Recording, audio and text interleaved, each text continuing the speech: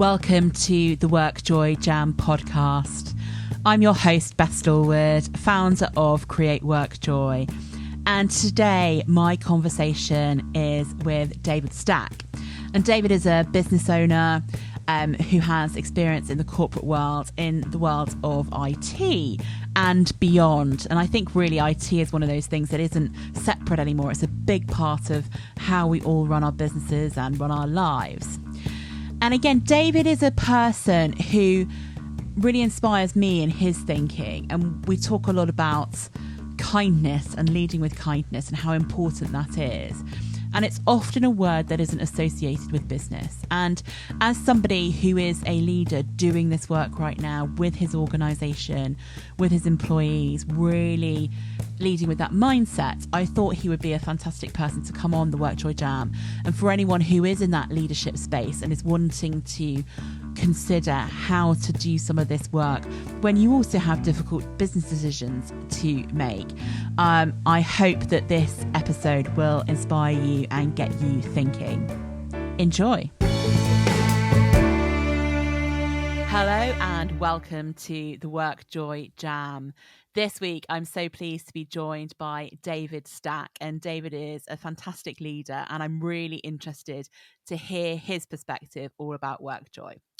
But before we dig into that, I'm going to hand over to David. And David, could you give us your intro and a bit of your backstory about how you got to where you are today? Hi, Beth. Yeah, sure. And thank you so much for having me on this fantastic podcast. So I actually started my career as a scientist. I have a degree in physiology and a Master of Medical Science degree in human nutrition. So I actually started work as a nutritionist, and my first real proper job was with a brilliant company called Mars. I started working there as a nutritionist and got more involved in technology as the role went through. And they were just a fantastic company to work for. They put a lot of focus on people, a lot of focus on leadership, and I'd also say quite a lot of focus on having some fun in the work environment. So, for example, where I worked was on their pet care side, and they would allow dogs in the office. So you'd have sort of your pet dog under your desk. You could take dogs for a walk at lunchtime. It was a really sort of caring kind of place. And they really promoted career progression, and I went through various different roles at Mars. I moved more into technology. I was quite interested in how computers work. As a scientist, I was using lots of different software packages and systems and working out how they all worked, and got quite curious from that perspective. So I moved into more of a technology career, which led me through a path through Mars, and eventually ended up with me working in Dublin, in Ireland, where I was an IT manager for them in Ireland. And that was my first real experience of leadership. So I used to attend the senior leadership team meetings there, and used to attend the local board meetings. And I just remember looking around one day at the board, the exec board in Ireland, and just thinking what fantastic leaders all these people were. What struck me then was that actually, and this may come out the wrong way, but what struck me was whilst they were all really intelligent in their own right, they certainly weren't the most intelligent in the company. You look elsewhere in the company and they were far, far more intelligent people. But what these leaders on this board had was they had the intelligence. Clearly, they were very intelligent in their own right. But what they also had was, I know it's a bit of a cliche, but the EQ side to their sort of personality as well. So they were, not only highly educated, but also they had this great knack of working with people and managing people and really getting the best out of people in their teams. And that really, that was still quite during my career, but that got me really fascinated to say, actually, that combination of IQ and EQ, if you get the balance right, you can be a really powerful leader. Yeah. So for me, that was the start of my journey to say, well, actually, I was still quite junior, but how, if I wanted to become a leader, what balance would I strike and what type of leader would I be? And that made me really curious. And I did a lot of research and sort of investigations in that area. And I remember it wasn't actually at Mars, but I remember somebody saying to me once when I was quite junior was that I would never be a leader because I was too nice. That's one of those things that stuck with me for all my career. Was I remember in one of my appraisals very clearly, you will never be a leader though because you're too nice. People will take advantage of you. They won't do what you ask, and you just won't be able to control them because you're way too nice. If you want to be a leader, you've got to be nasty, you've got to strike fear into them, and you've got to be respected. And I remember thinking, wow, is that is that advice I want to listen to, or is that advice I want to almost, take as a challenge to say, actually, no, I'm not going to change my personality. I am a nice person. I care about people. I'm going to see if I can be a nice leader. Yeah. And I'm going to prove that you can get to the top of any profession by being nice and kind to people. And it's not a barrier. In fact, I actually think it's the opposite. I think it's an enabler. Yeah. Um, Well, and how interesting that is. Just as I'll let you carry on in a second, sure. but just that point about which advice you take, because everyone's going to have advice for you throughout your career, but Yes. it's up to you to kind of filter it and go, is this something? And I know for once, if you're one of the people who's a bit like me, if someone said to me, you won't be able to, I will immediately find a way of doing it because Yeah. I take it as that challenge. It's almost like Yeah. laying the gauntlet down for me and I will make it happen. Yeah. But so interesting that when we're junior in our careers, we often take the advice as if this is everything I need to know and take it really literally. But that decision to not take it like that is a really interesting one. Anyway, just wanted to pop in and say that. So carry on with your No, story. absolutely. And I'll just go on to a different track if I can as well, Beth. I remember being at school and one of my teachers saying to me that I used my hands too much when I talked. I'm quite a visual, sort of animated person. I use my hands to sort of tell the story and express myself with. And he said, David, you use your hands too much. You're too expressionful. My advice to you is when anybody's talking to you, to sit on your hands. I was told exactly the same thing throughout my schooling. Please And, sit on your hands. yeah, and I remember thinking, wow. And I remember going home that day to my mum, and she's like, why would you want to sit on your hands? The non-verbal cues, the things you can say with your hands and your words are so much more powerful than just words alone. So Yeah. that was my first experience, that sometimes adults or people who are more senior, they will give you advice, but it's certainly up to yourself to, as you say, to filter it and to make sense of it and to decide if you want to act upon it. Yeah. So I guess anyway, back to my 3 minute story, which is probably now more 5 minutes, but back to my story. So I guess I left Mars in Ireland with a really clear perspective that I wanted to be a leader, but I wanted to be a really nice one. I wanted to be a Yeah. good one, but I wanted to do it by taking people with me rather than sort of destroying people beside the sides by being kind of your old, I guess your typical historical type leader that was very very dominant and dictatorial and struck fear into people. Actually, the modern day leader, I think, is almost the opposite of that. So I worked my way through various different organisations, working my way up the career ladder. Worked for many large global organisations, following my mandate, which was you can get anywhere you want. I think if you're just nice to people. People will respect you for being nice, for being kind, for being polite, for being honest. All the attributes that we're sort of taught as children. I don't see why they wouldn't work in the working environment as well. Mm. I think I got to a position where my career was going places. We'd just started a young family as well, and for me, career wise, I always really ambitious, wanted to progress. I think at that point it was like, do I continue to expand my role to be more European, more global? And with that comes more travel, more time away from home, and more time away from the family. And I thought, no, that's not right now. That's not something I wanted to do. And I toyed with the idea for many years of going into consultancy type work. But again, ruled out joining one of the big consultancy firms just because of that work-life balance that I perceived to be there. Wasn't Yeah. quite right for me at that time. So I thought, well, here we are. Here's an ideal opportunity. I love a challenge. I want something to still mentally, stimulate me and give me that challenge. Yeah, I still want to be there for the family, and how can I combine the two? And for me, it's well, why not have a go at setting up my own consultancy, where I can very much, control what, who and where and when we work, to give me that balance, but also that challenge that I desired. So I established Bright Frog Consultancy in 2014. And I kind of stuck true to my values, which was if you work with really good people that share that same interest in IQ and EQ, so Mm. recruit really intelligent people, but people that really get on with other people and can really get the best out of others. Wouldn't that be a great consultancy if it was just full of people like that that could do the job, but take people with them and inspire people and motivate them along the way? Yeah. So that was my mandate was, that's what I'm going to go out and achieve. And it might take me 10, 15, 20 years to achieve it. Who knows? But that's what I want to do. And I want to, grow the organization. I want to be, a big consultancy.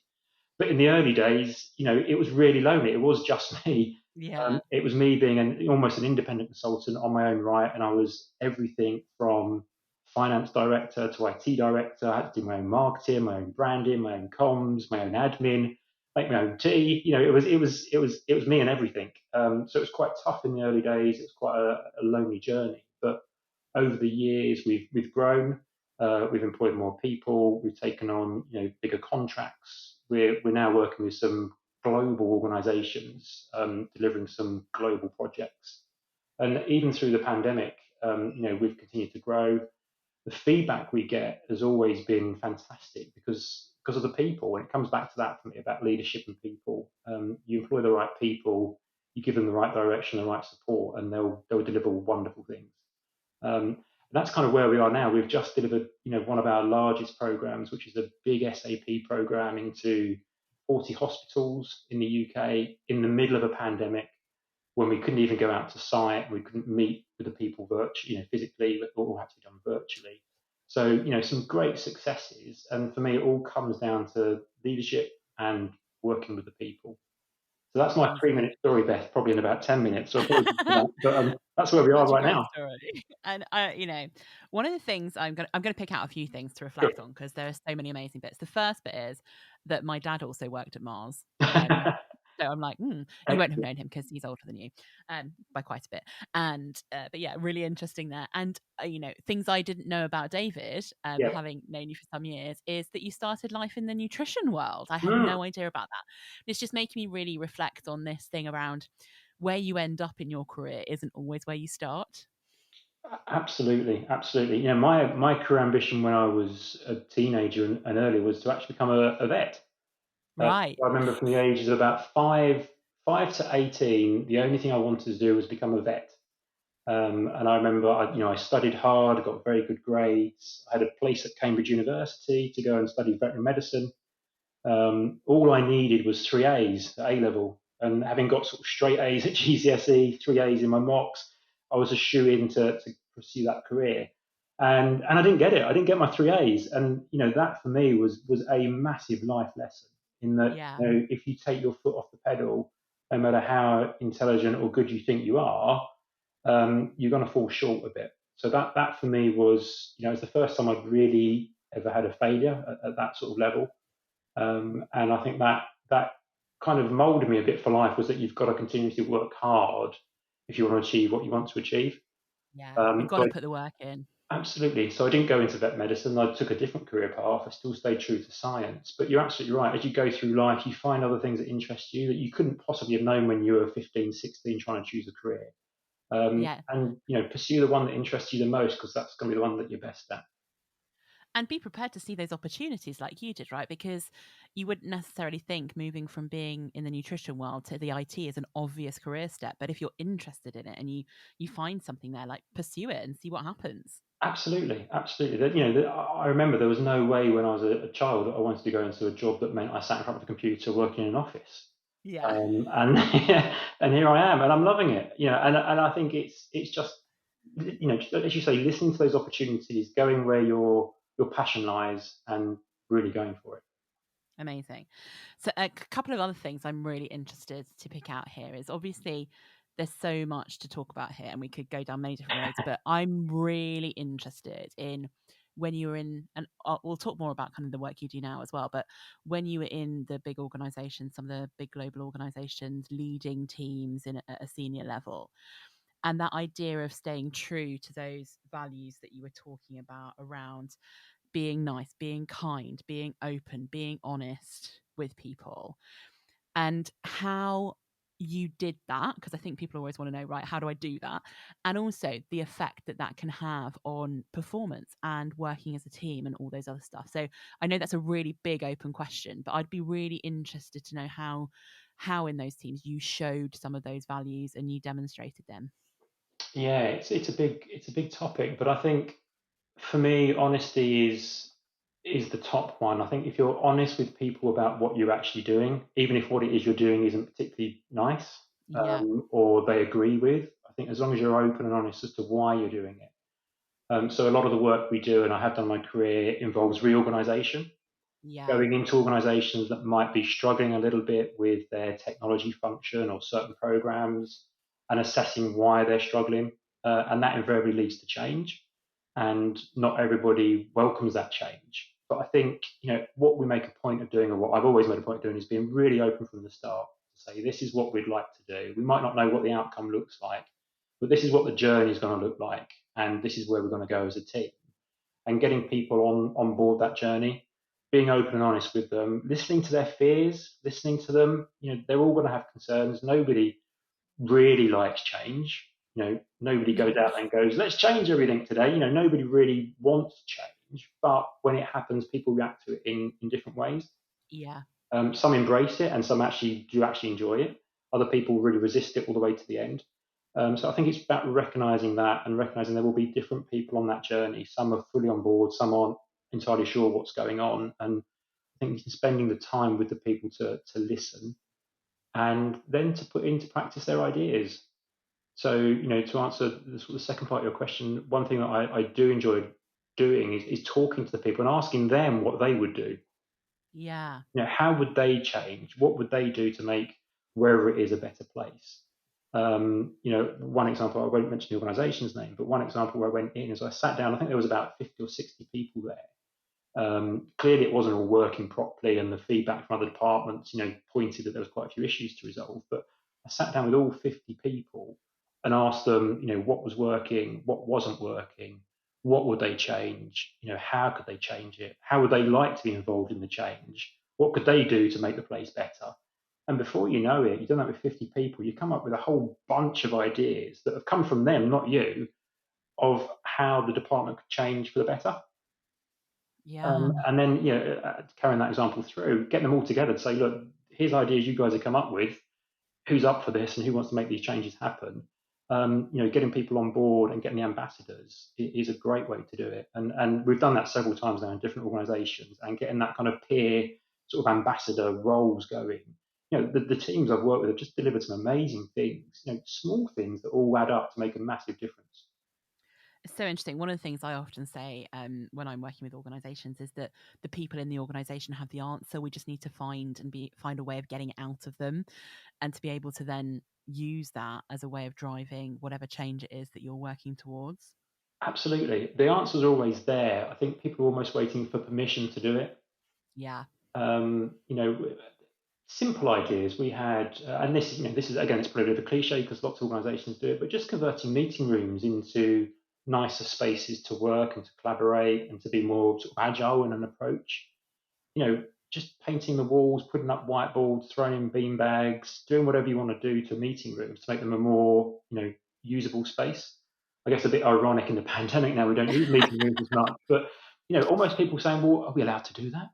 Yeah. Well, how much that's going to cost? Like £100. Paint the walls, throw some bean bags in, and put a whiteboard up. It's £100, and suddenly people start using these rooms and collaborating and drawing things on walls, and you get that buzz going. And each one of these ideas we did at different organisations, the budget is tiny, yet the impact is massive. It's so interesting, isn't it? Is that it's so often the small little things that you do versus the massive things you spend money on that make the biggest difference in people's worlds. And it is, I know it's hilarious talking about meeting rooms amidst pandemic. And when this episode comes out, you never know, we might be able to see each other in human ways, and like keep our fingers crossed for that, to be able to do that safely. But I also think if we look pandemic wise, the environment for collaboration is one of the things that we as humans at work are really missing. So the importance of it, we understand it now more because we haven't got it. Yep. Yep. And you're right, for me, a whiteboard, some coloured pens, some post-it notes, and a nice place to sit and think is always a great thing to have. And understanding that the answers are there, but you have to give people permission to share them. You have to then act on them. You have to do something with it, Yes. versus just listening because you think we'll go and have to listen, but we're not really going to listen. You have to actually listen properly. Absolutely. I think it's a just listening in the first place, them feeling they've got somebody they can talk to that listens, but then the acting upon it as well. So when people see that you're actually acting on their suggestions and their recommendations, It's a great way of converting people onto your journey. It's a great way of getting people on board to what you're trying to achieve, so that rather than them being a barrier and trying to sort of prevent the change, they're actually part of it and they're driving it. And you've kind of lit the touch paper, and you can almost stand back. And in some places where I worked, all I had to do was just sow the seed, give the permission, and 5 or 6 people will step forward to say, "I want to pick this up and run with it." And great, they're your leaders of the future. Definitely. And those ambassadors, the people who kind of get it and want to be part of it are, great to work with, and you find some of the joy there. So that's like your honesty thing and thinking about change. Talk to me a little bit more about being kind in your world. Oh, that's a great one. For me, kindness doesn't cost anything. Again, these are these are kind of cliches, but I know I could go out in the world, pre-pandemic, and if I really wanted to, I could probably upset, I don't know, 10, 20, 30 people in one day. I could Yeah. do things that would really annoy people, and really upset them and be unkind. Um, but equally, I could go out and do the opposite, and I could just be kind. And kindness could be something as simple as saying good morning to someone. It could be something as simple as saying, asking how, I don't know, the girl on the checkout till or the boy on the checkout till at Tesco's, how's your day going? Showing a bit of interest, getting a cup of coffee for someone, asking someone how they're feeling, asking somebody how their weekend went, all those kind of things, just very small bits of kindness. Sparing 5 minutes to listen to somebody's problems when you yourself might be having a really tough day, but just listening to somebody's problems for 5 minutes, talking them through, all just small acts of kindness, that I think build up, and people really, really respect that. And time again, people come back, and I think kindness gets repaid over time. Mm. I think if you're kind to someone, they are more likely to be kind back to you, and I think that continual kindness is what we need more of. So interesting. When we talk about work joy, we'll talk about the fact that work joy is catching. So if you go Mm, into work and you demonstrate some joy and people can see that you're enjoying it, that you've got a smile on your face, a little skip in your step, that's catching. But yes. equally, the other side of that, which is the thing we call work gloom, that's catching too. So as you're saying there, you could go and upset 30 people really easily. That might then be those 30 people in a bad mood who go and do 30 people. And I can't do the maths of 30 times 30 in my head. I'm sure you could, because you're much more clever than I am in that zone. But if you were to make 30 people happy in one day, or to give them that moment of kindness, that little smile, that whatever it is, imagine the knock-on effect of that. Absolutely. I remember I went for a job interview once, and I got the job, and I turned up for work the following week or the following month, and the receptionist, as I walked in, she went, "It's you." I said, "Sorry." She said, "I'm so glad you got the job." I said, "Oh, why is that?" She said, "Out of all the candidates, you're the only one that said good morning to me and asked me how my day was going." And Wow. she said, "I went back and fed that back to the interviewers, that you were a nice person." And also, I'd like to think I got the job on more merit than just saying hello to or good morning to the receptionist. It's that kind of thing that, just small things just make a big difference. And saying good morning to someone doesn't cost anything. It's a bugbear of mine that when I say good morning to somebody, they sort of just drop the head and walk on by. Oh, really? Okay. I'll try even harder tomorrow, but I will eventually get you to say good morning to me. I imagine that your team, when you are in the office and not all working from home, know that they need to kind of be like, give you a upbeat good morning so that you're ready to rock and roll. Yeah, absolutely, absolutely. But I think also you've got to appreciate that, not every day people are feeling like saying good morning. I guess you don't know behind the scenes what people are going through, and particularly right now, backgrounds can be quite tough, and it's tough for a lot of people. But simple things can really alleviate some of that for others. So even if I'm having a really bad day myself, I still try and put on that happy front, because like you say, it's infectious. Yeah, we probably shouldn't talk about infection or viral at the moment, should we? Because but yeah, I totally get what you mean. Is that Yeah. it's catching, and people can take that, and it, definitely there might be some people who are having a bad day and that's not good for them, but maybe you'd notice it more because they're not their usual chirpy selves, and you're able to then go and have a listen and get them to share what's going on. Absolutely. And that goes back for me to being a good leader, is that a good leader has to be aware that not everybody is in the same place, Yeah. emotionally, physically, mentally at the same time. So whatever it is you're doing, you've got to find a way of unlocking all these things. And if you spot somebody who's not their usual chirpy self, or somebody's looking a little bit distracted, I think it's about spotting that and almost tailoring your approach.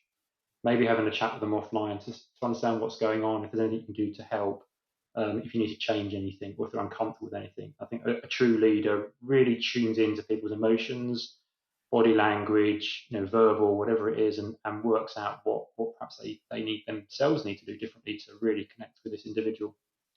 And that's also a really interesting point, because I think it's one of those things that people find hard in leadership, is this idea that there is not a one size fits all leadership thing. You don't go in one day and go, hello, this is how I'm going to lead, and therefore we're Yeah, done. I am ready. yeah. I've been on the course. I have got my certificate. I am ready to lead, and you shall all fit into my style of leadership. Because really good, and you talked about it earlier, it's like modern leadership requires you to be able to adjust to the individual's need, right? Absolutely, absolutely. There is no one size fits all, and I think leaders themselves are also quite vulnerable because they're put on this pedestal and told to lead and manage large teams or large programs, and they feel vulnerable as well. And what worked in one organisation or on something might not work on something else, so they have to adapt, and you have to continually adapt, and things suddenly change underneath you. The pandemic's a great example. What worked 12 months ago, having meetings with people face to face and buying people coffee and having a chat and going for a beer after work, that's not there anymore.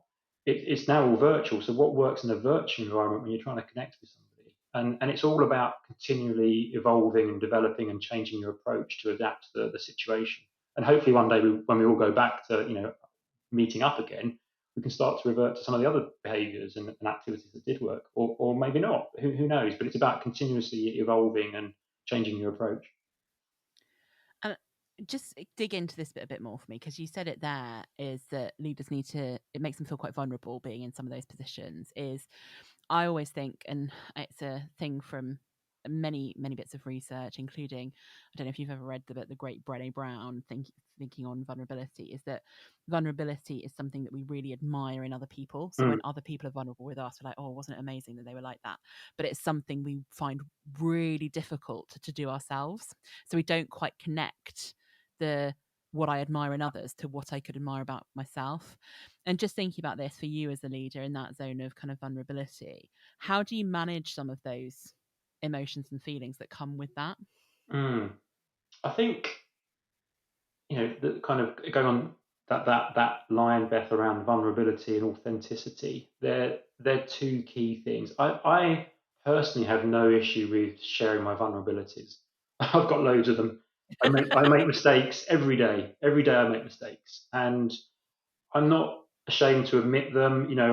I'm happy to share them, but more importantly, I'm happy to learn from them. Yeah. And great things come out of mistakes. Some of our best opportunities have come out of mistakes that I've made, and we've adjusted and moved on. And I think putting your hand up and admitting those mistakes, again, not that I'm too political biased, but in the press right now, politicians always make mistakes, and it always amazes me that they will never own up or address them.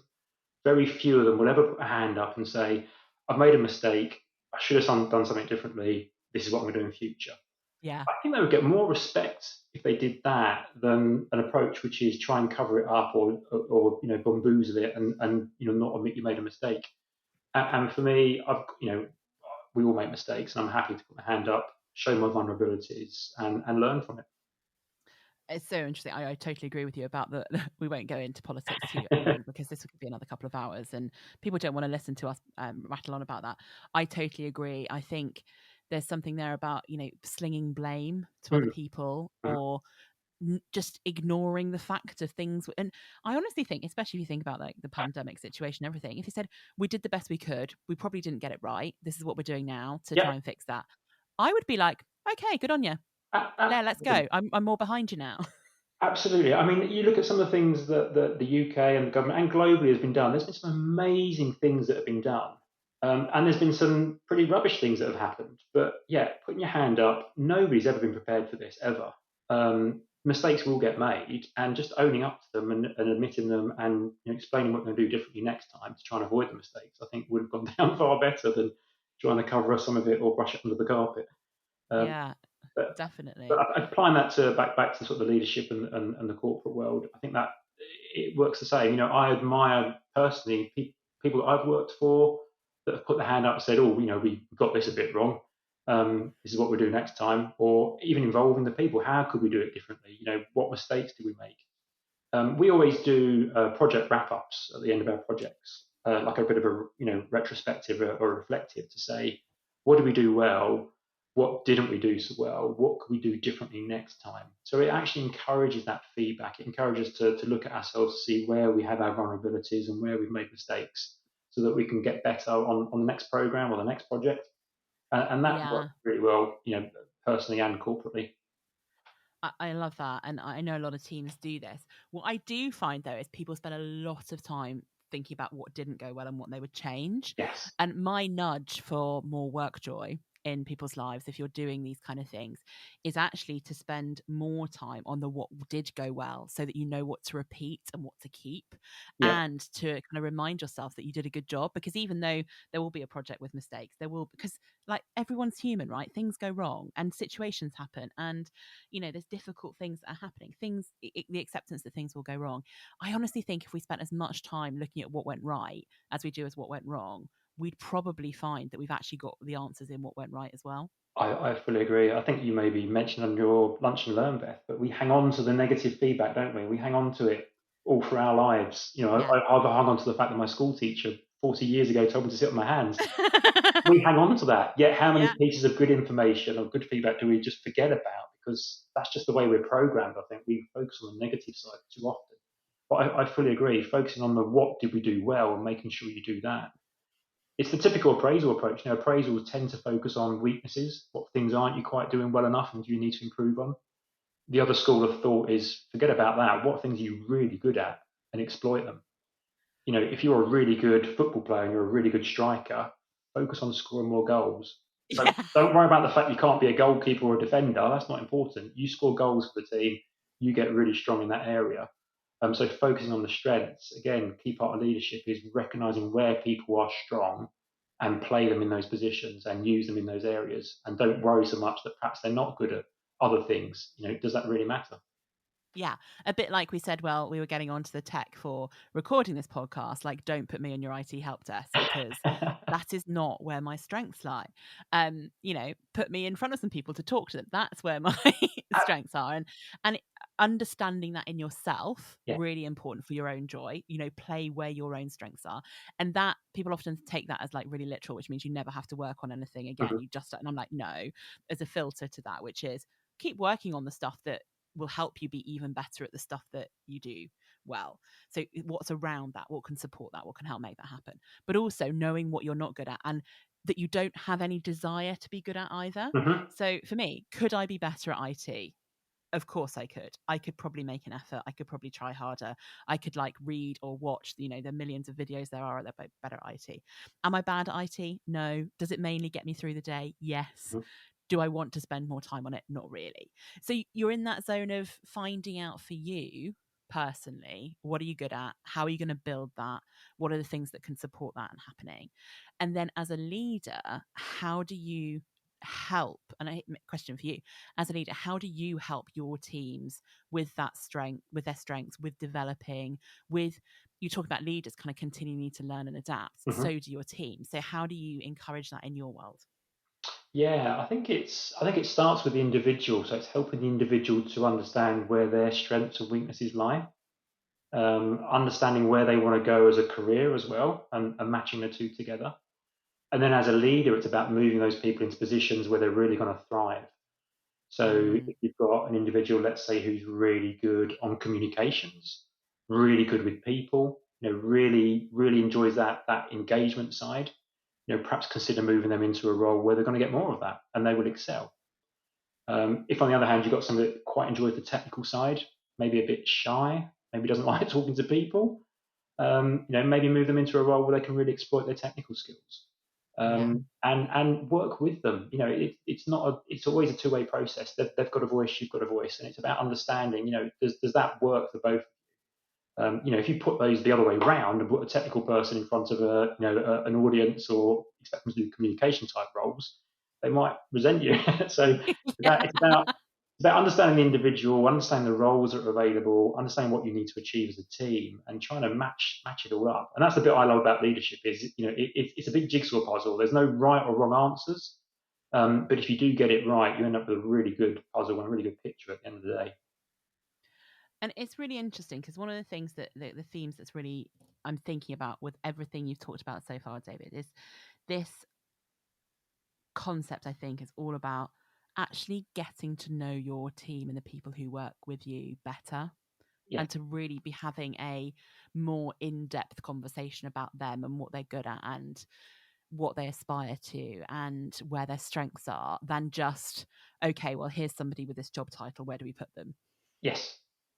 I couldn't agree more. I think the more you know about the people that work for you, the more you know about what ticks their boxes, what motivates them, but equally what demotivates them. I think you can really get the best out of people. You're not always going to be able to give fantastic roles to people all the time, and they're going to need to do stuff that perhaps they don't really want to. But recognizing that's the position and recognizing they might need a bit more of a nudge when they're in that area, I think is good. So yeah, really understanding people. For me, it all comes back to people, and knowing how to manage people and get the best out of people. Um, And yeah, yeah, I'm just again really reflecting on that, is that one of the things that we talk about a lot in the WorkJoy theory of life is that there is no such thing as a job that is 100% exactly what you want to do all the mhm, time. The life doesn't work like that. And it's about, have you got enough of the things that really bring you joy? And you also have to do the other stuff. Like, yeah, I do have to deal with IT, and I do still have to do financy stuff, even though I don't particularly enjoy it. And I do still have to do XYZ, whatever it is in your role. But it's about knowing that that's part of it and not the whole thing. And then when you get to do the bits that are the bit that you love, you get to really thrive in it, and you get the recognition for it, and you get to feel great about it. But and I think the other interesting thing that I just reflecting there is, obviously in businesses, you can't always craft the exact perfect role for everyone. Sometimes you need some stuff done that isn't perfect for what people are looking for. absolutely, yeah, absolutely. And I've kind of painted a rosy picture, but business isn't always easy. Mm. Just because you're a nice leader and an honest leader doesn't mean so you don't have to take tough decisions. But even when you do, I think doing those tough decisions with honesty, being as considerate as you can, still gives a lot of respect. I think to respect the Yeah. individual. So if they're in a role that they really don't like, recognizing that fact, talking to the individual, helping them through it. What else is it that can be done that would make that role more sustainable? What is it that's missing? How can we make it work? And I think being collaborative, open and honest, and still having to take the tough decisions, stands you in good stead to be a really strong leader. Yeah. And having those conversations where it might be that actually this job is a square peg, and this is a round hole, and it's not quite fitting together. Is it that we can shave a bit off here or change a bit here and make it enough? Or is it actually that it's not the right fit? Yep, absolutely. I used to work with somebody that called that freeing their future. Free their Yeah. future for them. They don't like the job, they don't like the organisation, but they're not prepared themselves to make the change or to make the cut and go elsewhere. And I remember them saying, you need to free their future for them, which I guess is a nice way of putting quite a tough decision. Yeah. But it is that. It is that. Sometimes things don't work out, and you have to recognise when is a time to say, actually, it's not worked. We've thrown everything at it, but it's not working. We need to try something completely different. And although it might not seem like it in that moment when you are making tough decisions like that, that is in some cases the kindest thing you can do for somebody. Absolutely, absolutely. And I think a lot of people will look back on periods of significant change like that and realise that actually some really good things come out of it. I've been involved in quite a few sort of reorganisations and where people have had to move on to different roles, and quite a few people will look back and say, actually, although at the time it's quite scary, there's a lot of change going on and people are anxious and nervous. The result and what they've ended up doing is much better for them than had they just stayed put and carried on doing the same thing. Yeah, and I've had the same thing, and many years working kind of in the HR and people world. I always think that the people who, what did you call it, are freed for their future. Um, I've seen so many people go on and thrive in different Absolutely. industries or in different roles, and that is lovely to see. And however hard it is in that moment, and it's always hard. And I think here's an interesting one, because sometimes people think it's easy for leaders to do that, and it's not, is it? It's not. I think particularly if you're a kind of a considerate and a kind leader, it's really tough because it's people and it's people's livelihoods and it's people's families and it's difficult. So it's never an easy decision. Some of these things are quite physically and mentally quite tough to do. But at the end of the day, I think as long as you stay true to your values of being kind, being honest, making sure you're making the decisions for the right reason, then I think people generally accept that. Yeah. Definitely. Oh, it's really interesting kind of diving into this world of leadership. And obviously now in your consultancy, you've now got more people joining you, you're growing as an organization. How because this is a question I know that I work with a lot of founders of organizations who are kind of trying to grow, and how hard it is to find the right people and know what you need. What is your focus when you are hiring new people? What do you look for? Great question. Great question. So, a couple of things actually, Beth. So, firstly, obviously, are they qualified to do the job that you're asking them to do? Yeah. But secondly, again, are they a nice person? Is this somebody that you connect with? Is this somebody that you're happy to have a chat with? Could you, a great bit of advice I was given by a line manager once was, when you're recruiting, the person you're recruiting, would you want to sit next to them on a really long train journey? Is this the sort of person you'd want to go down the pub with, have a chat with, work with, be friends with? Do you get on with them? Are they a nice person? Are they a people person? So for me, what I said earlier on about Bright Frog and recruiting people that get on with other people. Would I happily have a chat with this person? Did I feel like it was a two-way conversation and we bonded? So that for me is really, really important. Aside from the technical or the functional skills they need to have, that people skill set is so important because if you're going to put them in front of CIOs or CFOs or receptionists, they need to make an impact. Yeah. And you need them to leave their mark. So when I look at people, I'm assessing them. Yes, they've got all these qualifications and they've got this and that, but is this somebody that can represent Bright Frog and represent our brand? And I would feel comfortable being in front of people of all different seniorities.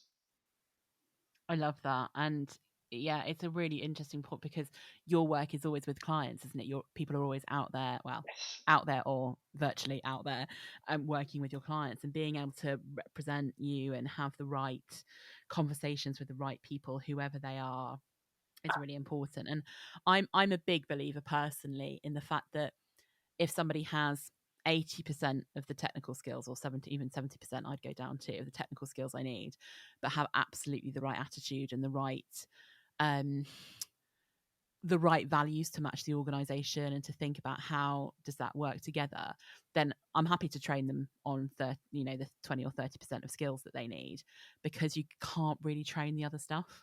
I couldn't agree more. I couldn't agree more. Technical and functional skills, you can train. Obviously, you'd like them to come in with a certain level, but you can always train that and you can always refresh that and people can learn that.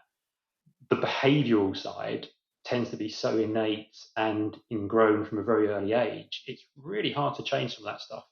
Yeah. You can, it's not impossible, but if you're on a short-term project, if you've really got time to address a behaviour or characteristic that you need to train or develop, probably not. So you need the people to be hitting the ground on those people skills right from the beginning, and it's much harder, not impossible. It's much harder to train some of that stuff.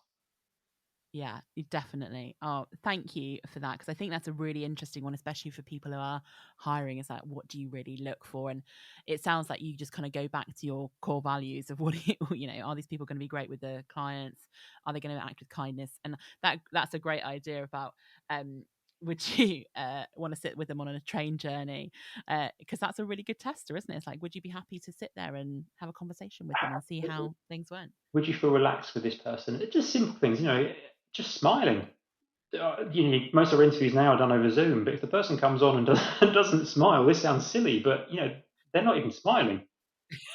Yeah. I mean, But that's a universal human thing, isn't it? If you smile at you, people feel safe and warm and cared absolutely, about. absolutely. So why wouldn't you do that? If you're not going to smile in an interview, you're probably not going to smile when I put you in front of the CIO or the project manager. And immediately, subconsciously, even though we deny it, subconsciously we're already making those assessments of individuals. Yeah. So yeah, I'm never going to say no to a person just because they didn't smile, but it's just another little thing that people can do to start that bonding process.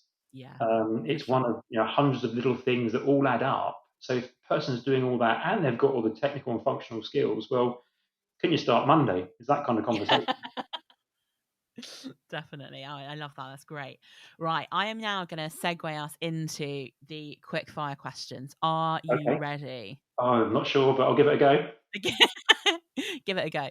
So, for you personally, David, what is one thing that is always guaranteed to bring you a little bit of work joy? Oh, great question. Couple of things. Good cup of coffee in the morning, no matter where I Coffee. am. A lovely cup of coffee, and that could be with someone doing a project, just gazing out the window or at my desk. That just puts a smile on my face. Working with fun people. I love working with people that make me laugh, make me just enjoy my time working with them. So, working with fun, energetic, easygoing people gives me a bit of work joy. And a good tick list. As I know you're on that camp as well, Beth, but a really good to-do list that I can just tick as I'm going through the working day puts a smile on my face. Really satisfying, isn't it? That Absolutely. moment of Yep. going to Yep. have done it. I love that. So, if you could be having a meeting with a tick list and a great cup of coffee with someone who's really fun, you're in the I, ideal zone. I'm out of it. I'm ecstatic. That's my ideal day, Beth. I love it. Brilliant. Thank you for that. Next question is, what book are you currently reading? Okay. I'm reading lots of books at the moment. The three that I've kind of got on my bedside. The first two I've already read once actually, but I enjoyed them so much I'm reading them again a couple of years later. First one's called Yes, 50 Secrets from the Science of Persuasion Ooh, by a chap called Professor Noah Goldstein, and I think Caldini's got an input in there as well. But it's a really fun book around. It's lots of little short stories about how to influence people's decision making. okay. And when you're obviously in the business that we're in, and yourselves are in, and hopefully many of your listeners are in, it's an interesting take on how to persuade people and how to influence their behaviour. So there's some really good tips and tricks in that book that I've read previously and forgotten a few of them, so I'm rereading it again. But lots of the stuff in that book I've adapted to my everyday life actually. So I really like that book. It's one of my favourites. Sounds great. The other one is one called Blink by Malcolm Gladwell. Oh, I love that book. Yeah, really. Again, I read it the first time. It's full of so much stuff that I don't think I absorbed it all. So I'm now reading it again. But again, really fascinating. Sort of the whole psychological side of things and how we make decisions really comes out of that book, and I love that. And then the third one is just something completely random, but it's cartoon drawing. How to draw cartoons. Just sort of stimulate the other side of my brain, I guess. But we do a lot of facilitation and drawing on whiteboards and post-it notes, and I'm pretty rubbish at art, so I'm training myself to be able to kind of draw things that people vaguely recognise as humans or boxes or arrows or whatever it is. So I'm quite Love enjoying it. that. I once did a course on how to literally how to draw on flip charts, Yeah, and it yeah, was brilliant. yep, Loved it, loved it, loved it. yeah, So, I agree. love all of those three. I'm definitely gonna take a look at Yes, and maybe I'm gonna pick back up my Blink and actually all of the stuff by Malcolm Gladwell I've read, and I really love it. So brilliant suggestions there. There's a good book. I think his first one was Outliers. I think was another one he Yeah. wrote, which is another classic. It's a really good one. And there's one I think it's called David and Goliath or something like that, which is all around how people who have been through challenging times actually Mm, often come out better than people who've had really easy lives. So it's a quite an interesting yeah. way of thinking about it. So yeah, brilliant. Um, Next one is, in your life, what is the best or most useful piece of advice that somebody has given you that you always find yourself coming back to or sharing with other people? That's a great question. I think I'm just going to go back to the theme, Beth, which is the best bit of advice is just be kind, just be nice to people, because you never know when that's going to come back and repay you. And just being kind to people makes you feel better about yourself. I use the example of the receptionist and saying good morning to her. You don't know what people are going through. Being kind doesn't cost anything.